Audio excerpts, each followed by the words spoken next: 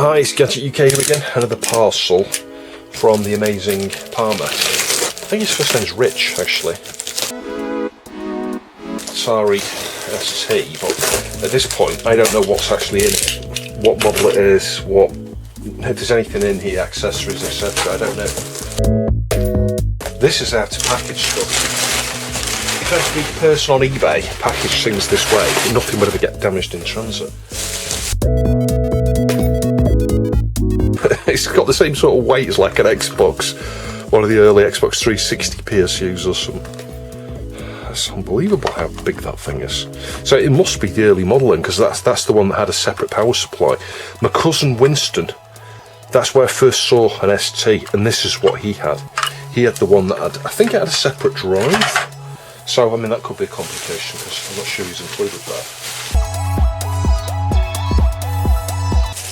Yeah, it's definitely the first time I've worked on one of these. You know, I didn't get a chance to take. Oh, that's in brilliant condition. Wow, that's lovely condition, isn't it? Look at that. Yeah, so it's not got a floppy drive. This is going to be a fun one. I had a little bit of an ouchie there. Look, can you see that? Ouch. That just needs bending outwards slightly. But when it's got here in one piece, yeah, the badge there's seen better days. It's got a dint right in the middle of it. Might be able to straighten that, I don't know. It's not the end of the world though, because it's cosmetically, I think it's brilliant. No damage to the case or anything. Wow, thanks ever so much for sending this. That is just gorgeous, isn't it? And let's try and work out what's what here now. So if we have a look around the back first of all, we've had a look at STs on my channel before, but anyway, you've got hard disk, floppy disk. I'm thinking I can just plug one of my external drives into that and we should be good. I don't think there's anything specific about the external drive that you used on this. I think a third-party external drive would probably work okay as the A drive, basically. That needs straightening up, doesn't it? I might just do that next. Parallel port, you know, printer port, monitor, and I don't know if I showed you, but it came with a cable as well. Got an RGB SCART cable here, which is really cool. And then power. That's interesting. It's a female DIN, isn't it? Oh, sorry, male. The male DIN on the motherboard. That's the first time I've ever seen a male, you know, PCB mount socket or plug, a plug like that. That is really unusual. And obviously MIDI out, MIDI in, modulator, power switch, and reset. Very cool. Can't get over how immaculate condition it is. Yes, the keys are a bit yellowed. That's very clear. But there's no like gouges, dints, cracks, marks, no discoloration really to the case. It's just that little dink there on the badge, and you know the keys are a bit yellow. It's one of these things. If I just left this out in the sun and a super hot day for you know a day or so, it would probably be yellow. Anyway, let's try and connect the power supply up next. This thing's an absolute mammoth. It's giant, this power supply, and the cable's pretty thick as well. It's got to be really for the current draw on various rails. So let's try and get this in. Yeah, and this is female.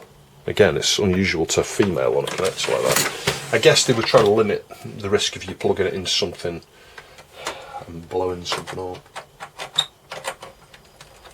There we go, that's connected up nicely. There's a lot of stress on that though, so I'm going to try the power supply on the table, I think. So as I was saying earlier, my cousin Winston, I went round one day. I had Atari links at the time actually, and my dad was actually in hospital. He was in intensive care. He was very ill, and I think it was. I'm sure it was around that time. But we went to see my uncle, and well, it's my dad's uncle, Raymond, and who I classed as my cousin Winston. And he had an ST, and he had put Outrun on. And I was amazed. Now, if you've seen the ST version of Outrun, you wouldn't be amazed. But it shows you how I was easily amazed as a kid. I was like, oh my god, the colours and everything is amazing. And he had the external floppy drive to go with it. I'm never going to get used to not having a floppy drive there. That's so weird. Where's the cartridge port? Joystick ports are on the right. I like that. That's what's better about this version. You don't have to reach in under there and have them in a crazy place. Of course, it doesn't mean the keyboard's different. That's something I never stopped to consider. You know, normally the ports are actually on the PCB for the keyboard, so it's got a different keyboard. and then the cartridge port is on the left side, which is where you'd get on you know, an STFM or an STE. Anyway, that's that connected up. Let's connect this SCART up. I'm like a kid on Christmas Day here. I don't know what I'm expecting to do. I mean, it might not work. This is the thing, it might be a repair. I kind of hope it is, because if it's not a repair, it's just going to be a nice look inside. Yeah, and the advice I'll give you when this connector here, if there's one pin that sticks out on its own, try and align that pin first. That's it, straight in. Don't do that blindly on these, because you'll have a hell of a time trying to plug that in. Anyway, let's switch the TV on. Now, if that SCART cable's got the channel switch wired correctly, the pin should switch onto the RGB. That indicates composite to me, if there is anything happening here. I say the red power light on this, but nothing else, because we're not getting RGB there. Yeah, I don't know if you can just about see, we've got a red power light here. Obviously you have no floppy LED either on this, because you rely on your external drive. So yeah, this is not booting, is it? I don't think. Because we're on the right channel, AV1. Let's just try changing over. Yeah, so unless that SCART lead is not wired correctly, it ain't booting. If I try pressing the reset, you can hear the TV. When resets in, it goes nee no nee no.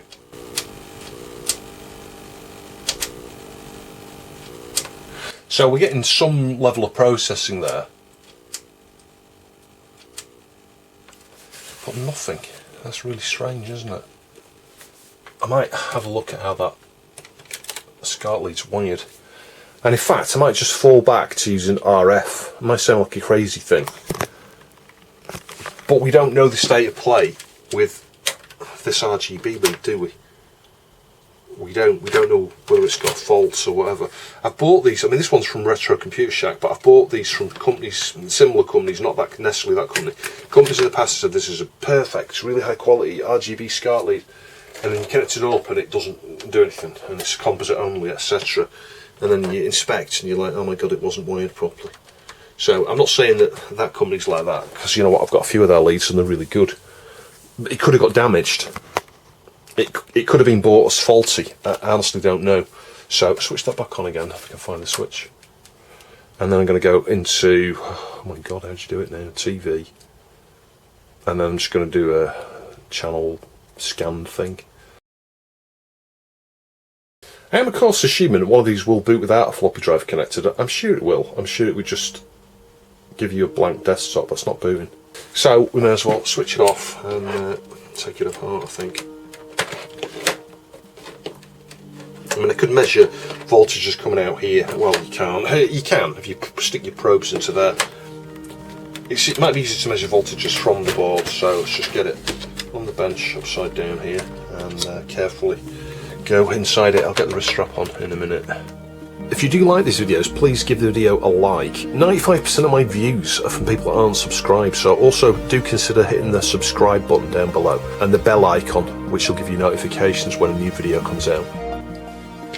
Just checking the length of these, they all seem to be the same length. And no, they're not. That one's shorter. So the ones at the back are longer. The front ones I think are shorter. That's something to be very careful of, because you try stick it, yeah, shorter again. You just try sticking one of those long screws in the front here. You will make a little dimple in the plastic as the screw goes through the, presses the surface up. It'll bug you for ages. 1200s have that quite a bit, where people use the wrong screws to put them back together. And it irritates when you come across that. I hate it. You know what I mean? You'll see it before you get a little lump. If you see a little lump in the plastic, you know someone's put the wrong screws in. Let's just try and get this off. Comes off nice and easy. It's a bit rusty on the shield there. Yeah, as you can see, this keyboard is different to what I'm expecting. It's like huge up here. I don't remember it being this big on any of the others. Solid piece of plastic there. We can obviously detach it here on the right side, I think. Hang on, let's just check what that is. Yeah, it's just like a DuPont style, you know, a multi-way. It's the same style as DuPont, isn't it, I think? Is there a chip sticking out there? What's this? I don't know, that's mysterious. That is really mysterious. What's under there?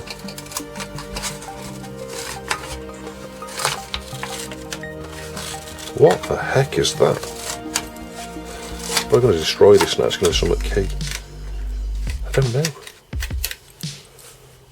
Really weird, and I've got this sheet, it's been cut out here, that's why. Has it had a mod or something?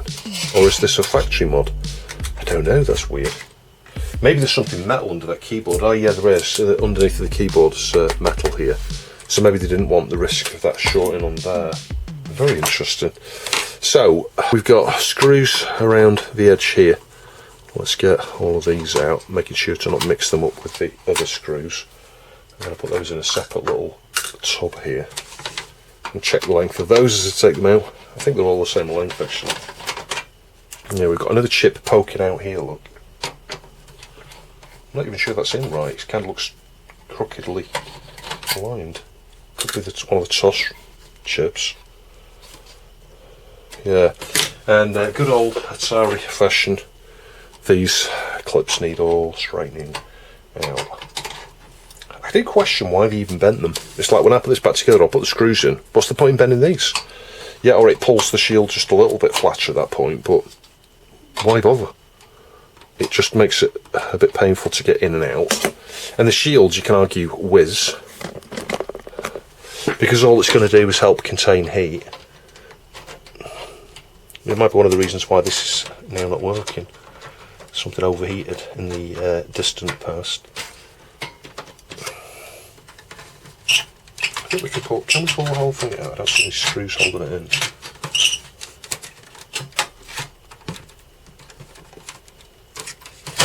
Yeah, I think we're going to have to try and get the shield off the top first.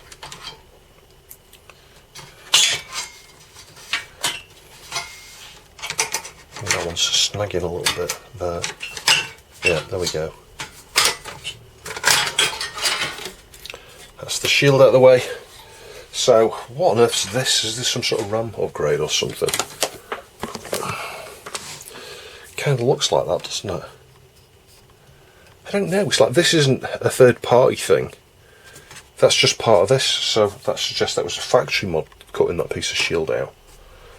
Very weird. So just having a look around this. Everything looks alright. You've got your TOS ROMs here. Just wondering what that is there. Hang on, I can't find my magnifying here. Like, is that, hang on, we've got 1, 2, 3, 4, 5. 5? 6, yeah, that's right. That's the 6th ROM. It's just mysterious how these all look that same style, and this one's like black and shiny. I was like, is that something else? No, it's not. So we're going to have a limited MMU on this one, I think. I think the early boards had a limited MMU where it could only address, was it 2 meg? I think so. So I'm not sure which of these is going to be the MMU, which one's the shifter, I think. We've got CPU, we've got a 68901, that's like a peripheral controller thing, isn't it, I think, if memory serves. And we're obviously going to have no, or are we? We're going to have a floppy drive chip on here. I was going to say we're not going to have a floppy controller, we are. We've got the YM2149F there. There's your two CAAs, so similar to CAAs, you know, for handling serial comms and stuff, and MIDI, I think, potentially on this. What's that? We're going to have a shifter somewhere as well, video shifter. That might be the floppy controller, actually. I don't know.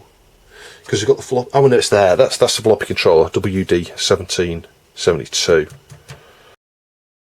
I'm not sure what that is. Because I don't see a video shifter. Oh no, I see the video shifter. The video shifter is where you'd expect the video shifter to be. Right next to the video stuff. I think that's the shifter.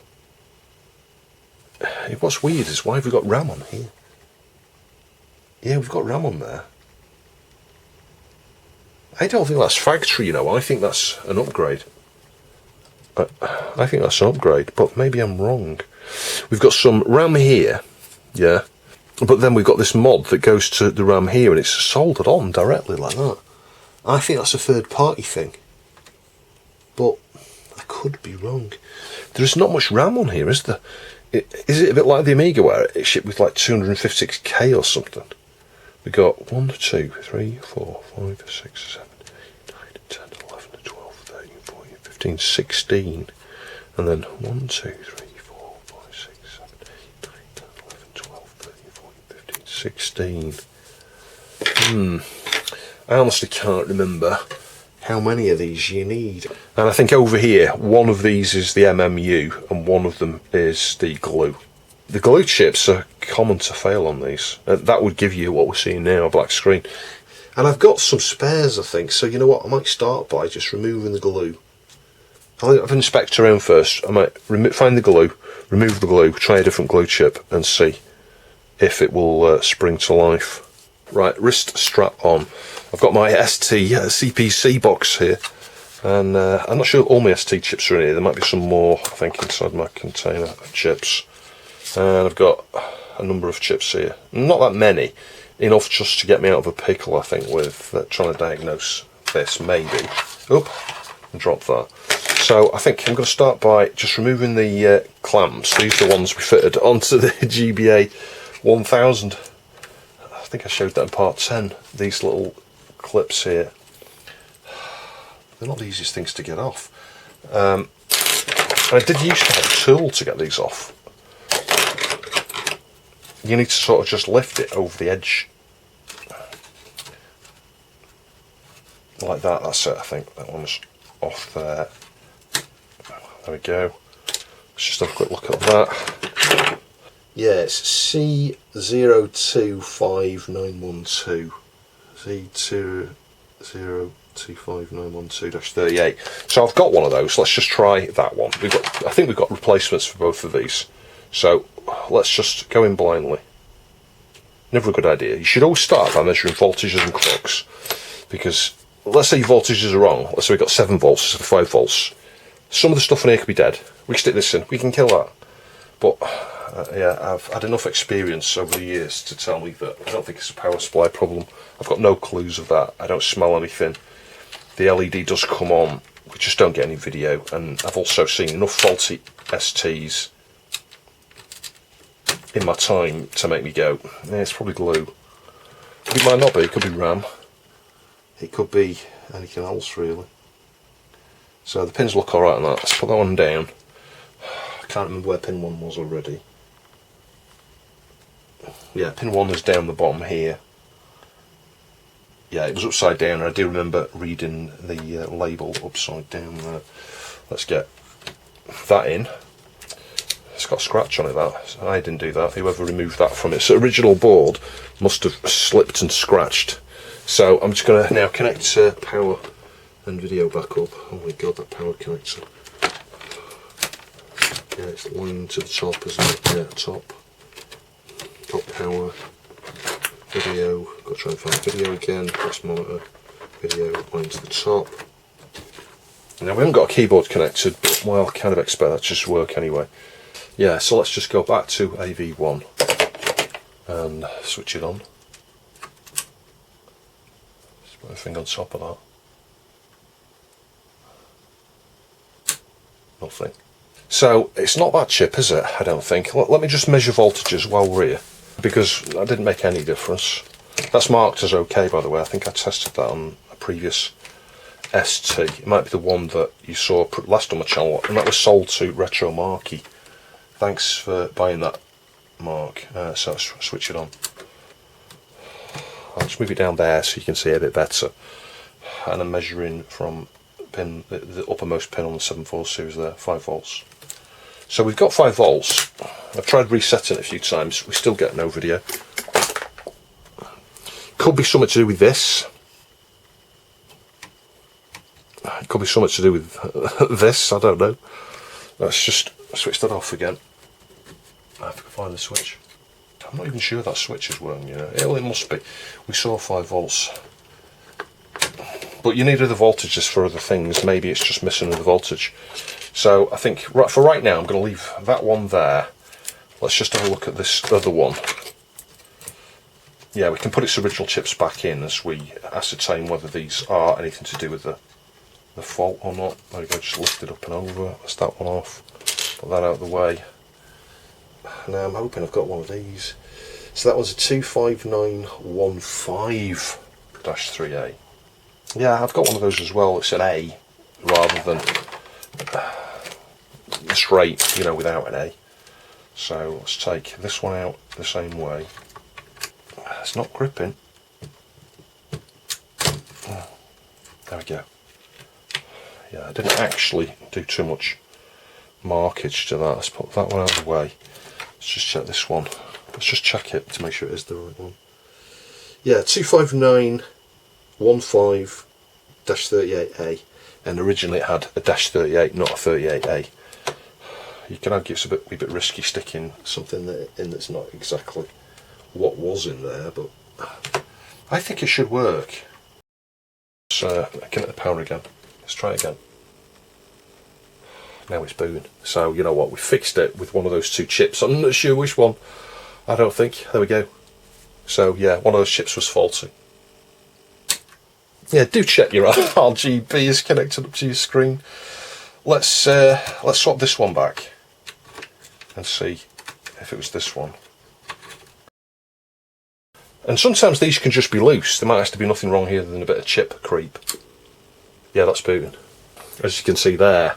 So if there is a fault, it's the other chip. Yeah, the 25912-38 is the next one. I know what's going to happen now. I'm going to fit that one. It's going to work, isn't it? I mean, I prefer if it did work, to be honest, because you know what?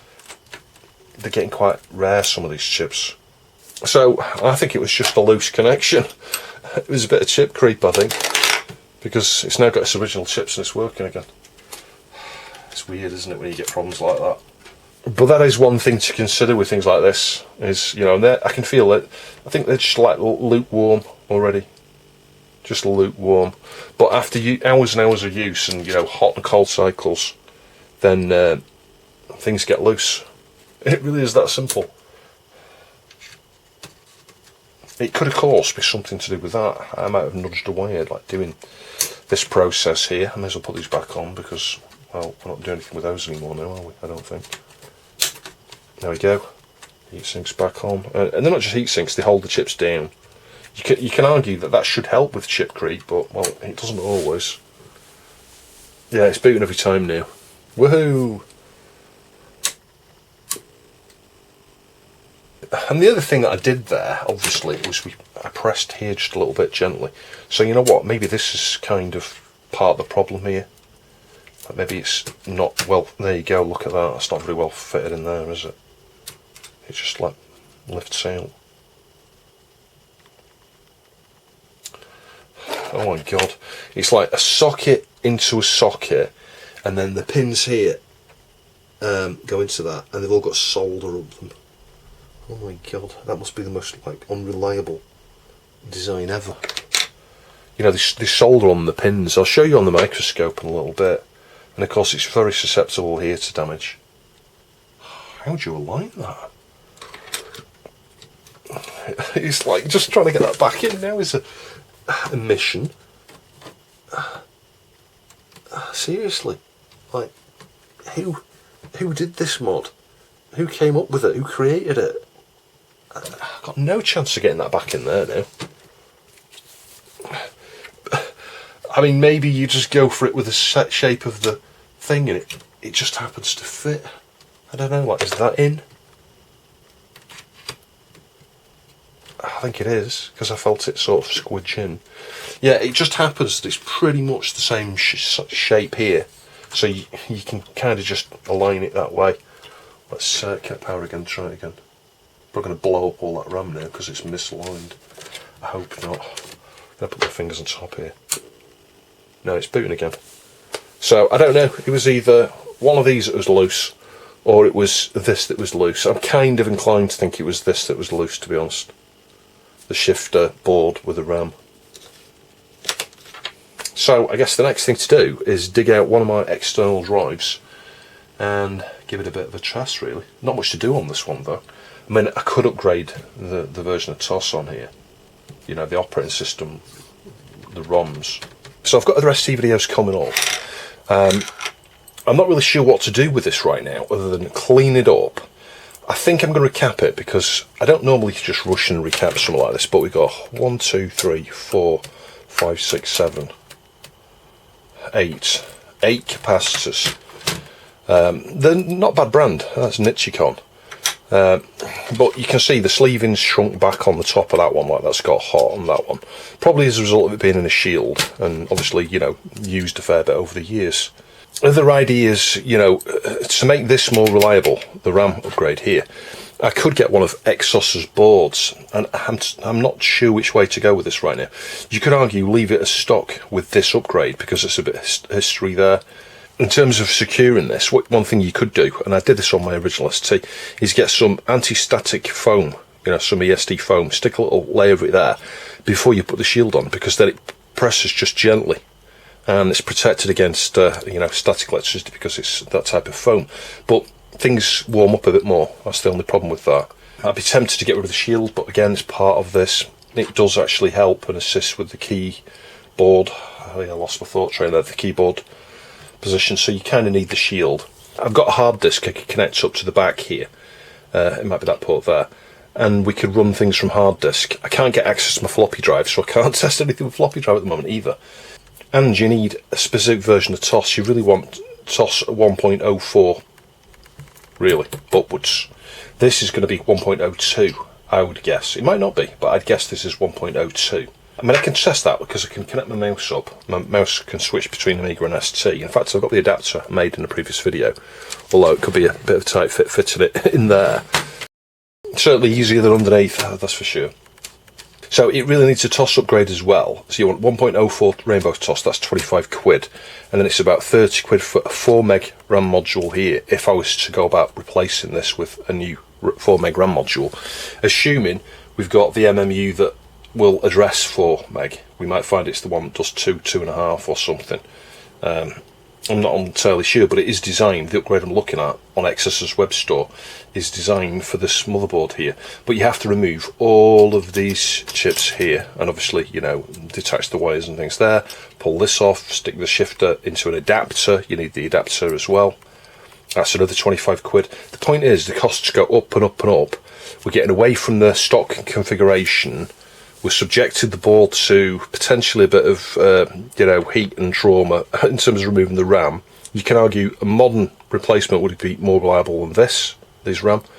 But by the time you've added all that cost up, and you haven't got a floppy drive built in, you haven't got a power supply built in, and the power supply looks like a sealed unit, you'd have to smash the power supply up to recap it.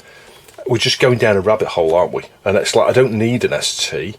And how much would it sell for? Bear in mind, it would cost me a load of money for the RAM upgrades and the TOS upgrades and everything, and it hasn't got a floppy drive, so you need to get a floppy drive to sell with it if someone wants, you know, to buy an all-together thing, you know, with the drive and everything. It just becomes a bit of a minefield, I think. And whilst it's a lovely machine, I'm so grateful for pa1mer sending this so I could have a look at it.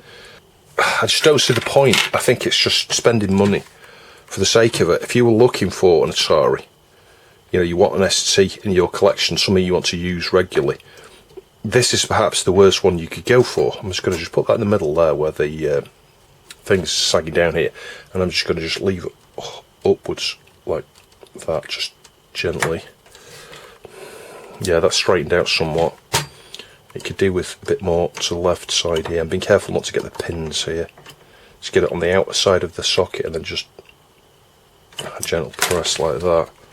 Yeah, you can see that's pretty much back to stock shape now, I think. I'll inspect with some magnification, but oh yeah, I've lifted it away, that dent. Yeah, so I don't know, what would you do? Would you go to town and upgrade this? And there's a few other things to point out here. I know it's got at least 1.02 on there, because I think the original version of TOS that came on these you had the 256K, and you had to boot TOS from floppy. It was actually like Amiga had with Kickstart on a disk. You had TOS on a disk, and you had to boot your operating system. The fact that when we power this up with no drives or anything attached, you get the white screen, and then it goes to GEM, the desktop, shows us that this is a later version of TOS. You might explain why that's a slightly different colour, and slightly mismatched set here that's just been taken from somewhere, and that one's a different chip. But obviously it's got the right set of chips there, just from two different locations, you know, two different origins, I guess. Yeah, so, I don't know, I think clean up, recap, and then I'll reevaluate. It might be a second part where I follow on, because I need to get my floppy drive out, and it's under about 4 crates in the back of the corner, and I've got no floor space in here. It's one of the reasons why I've been turning down donations from people. You know, my health's not great. I need to sell some systems off just for my sanity and space and stuff, and money. I need to reclaim some money back to pay for some of the crazy things I've had to pay for this year.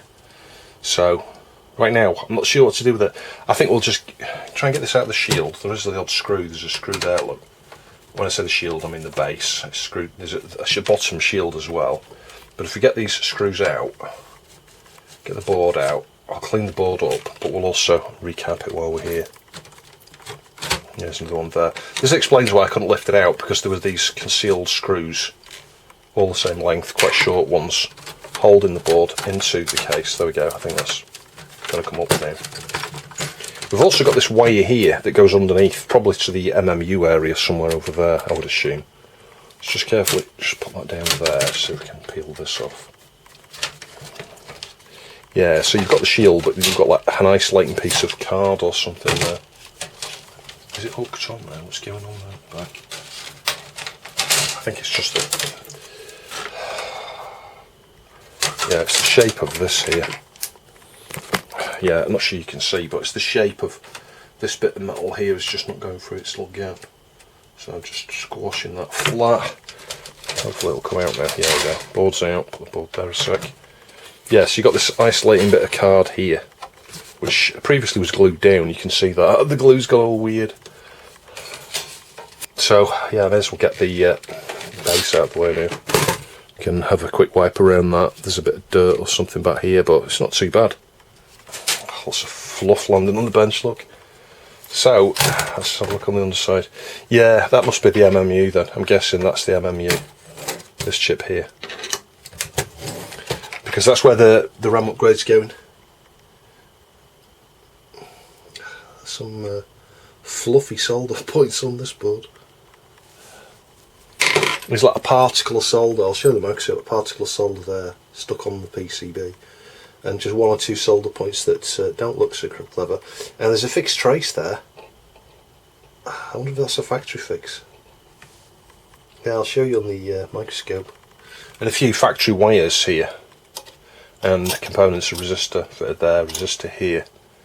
Something here that might be to do with the mod, but what's this thing? A bit of sponge or something, I don't know. Yeah, it's heat shrink tubing, there must be a resistor or something under that.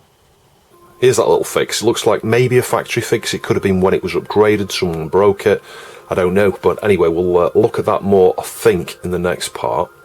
Yeah, and a quick look at that RAM board under the microscope, so you can see it is using 41256 chips here, just the same as, say, the STFM used. You know, the early Ataris all used these chips, as well as the Amiga 500. You'll find these 41256s. They're often by different manufacturers. They'll have a different code at the beginning, and sometimes they can be a bit of a cryptic part. On Ataris, I've seen them with 51256, and you can think, what the heck?